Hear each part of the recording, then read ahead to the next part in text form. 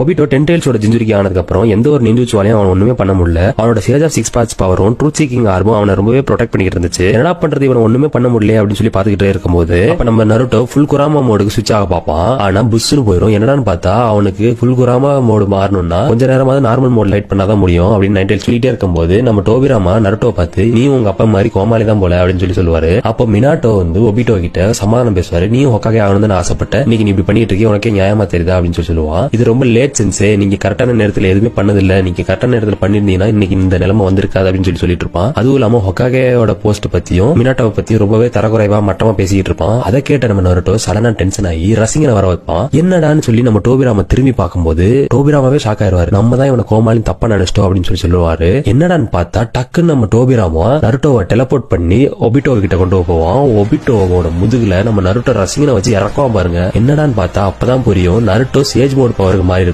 ஏன்னா காமாகிச்சியோட டோட் power ஒபிட்டோவோட truth seeking ஆர்பிளா லைட்டா attack ஆயிருக்கும். அதை பிரெடிக்ட் பண்ணி நருட்டோ சேஜ் மோடுக்கு மாறினா கண்டிப்பா இவன் அட்டாக் பண்ண முடியும்னு சொல்லி ஒபிட்டோவோட முதுகுல ரசிகனை இறக்குவான் பாருங்க. அங்க இருந்து சாசுகேவும் சரி மினாட்டோவே ஸ்டன் ஆகி பாப்பாரு. அன்பிரடிக்டபிள் நிஞ்சான்னு சும்மாவா சொன்னாங்க. தலைவர் பேப்பர்ல தான் வீக், ஆனா பேட்டில் ஃபீல்ட் ஐக்குன்னு வரும்போது